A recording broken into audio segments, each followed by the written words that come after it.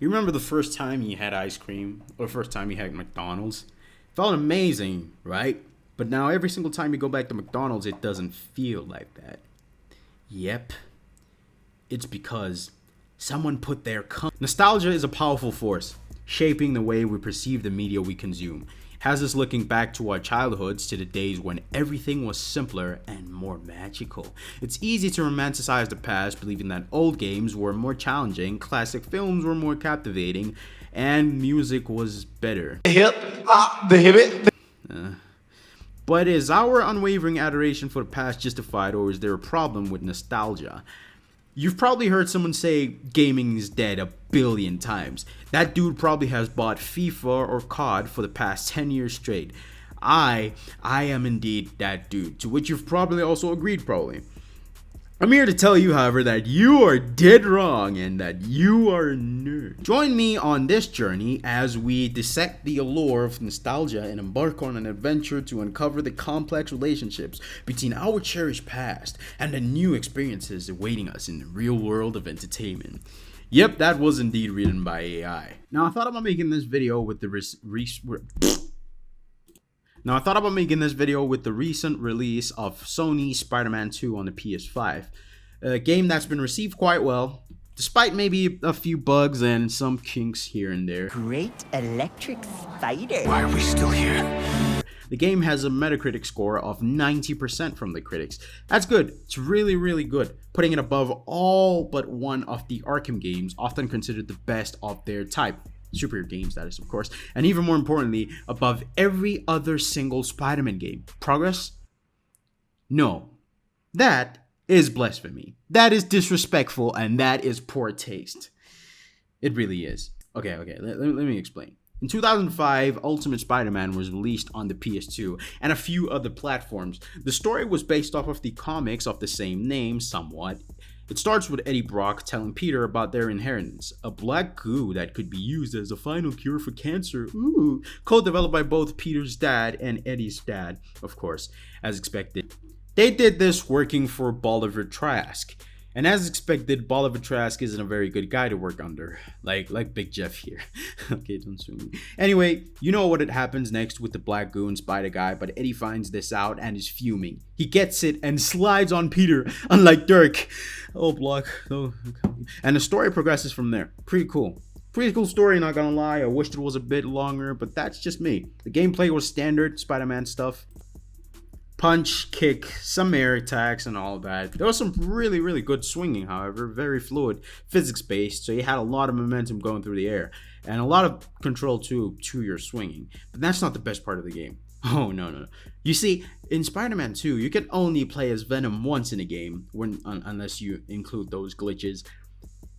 But in this game, half of the freaking story, you play as Venom, bro. This game was insane for 2005. Only fondly because it was one of the first games that I ever single-handedly 100%ed. The story, at least, I felt like Spider-Man when I was playing that, bro. I felt like Spider-Man, you know.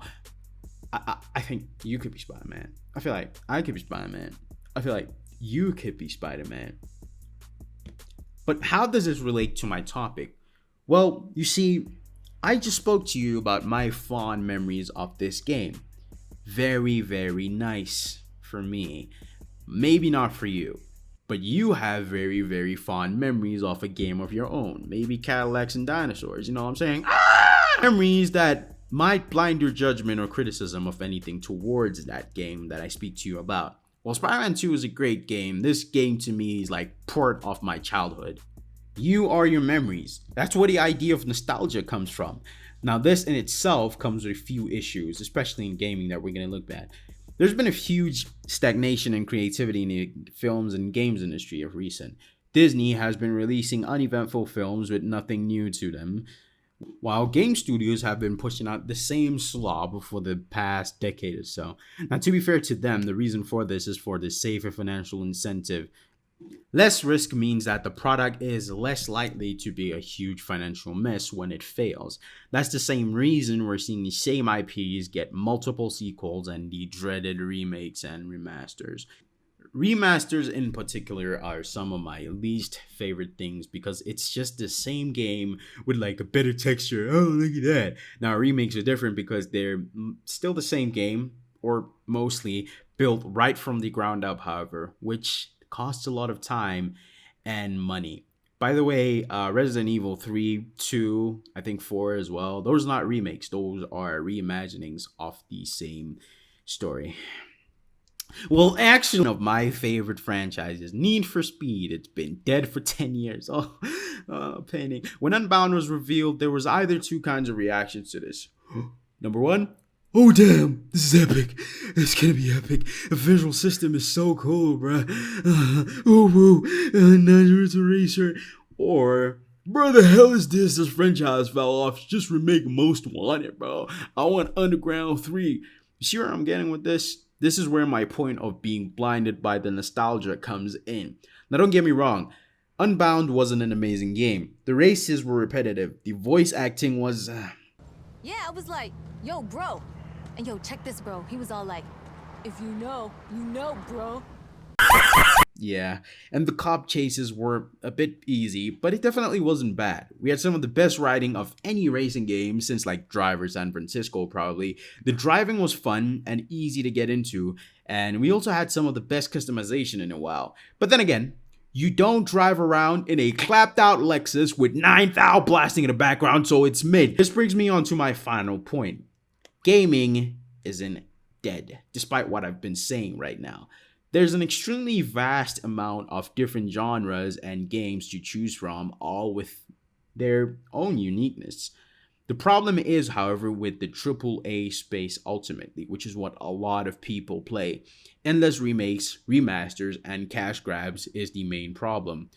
All a AAA game needs right now to be considered good is run well from start to finish, be like a 6 out of 10 with the story, consistent gameplay, and splash on some good graphics, and you're set. Forspoken, okay, that's really trash. But Starfield sold really well because AAA games now rely on the idea of spectacle. So the huger the game it is, a lot of people will get into it, despite it overall being mid. You can thank the budgets as well for being extremely high for the reason that games are so mid right now and not very creative, as well as the lack thereof of the AA games, which is something that I think we missed for a very long time. You could get a 5-6 hour story game that's pretty good from the late 2000s to the early 2010s, all made within a year. You got studios making like maybe 2 or 3 games and then pushing those out, and then another part of the publisher,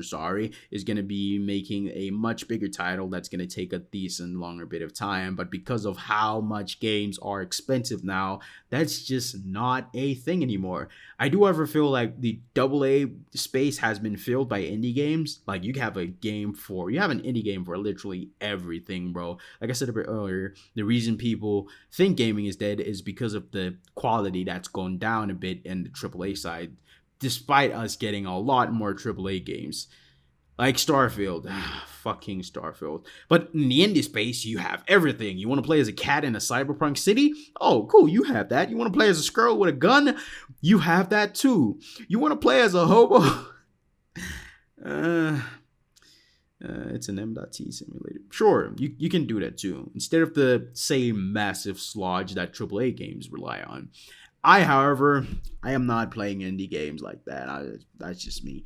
In the end, all of this comes around full circle in this fucking endless circle. Because of mid-quality, we'll forever look back at our childhoods for when gaming was great, even though I'd argue gaming has gone way more accessible now. You can play literally anything if you want to look for it in the AA space, or indie at least. I'm gonna just call indie games AA now, because some of them are really expensive, like that one game with the woman who has mental. I'm not gonna get myself in trouble. Whether that's a good thing, however, whether them being accessible is a good thing or not, I don't know. That's a whole debate on its own. I'd argue that it is not. But thanks for watching. Like if you enjoyed, and of course subscribe for more videos like this. Yeah, peace out. Prepare.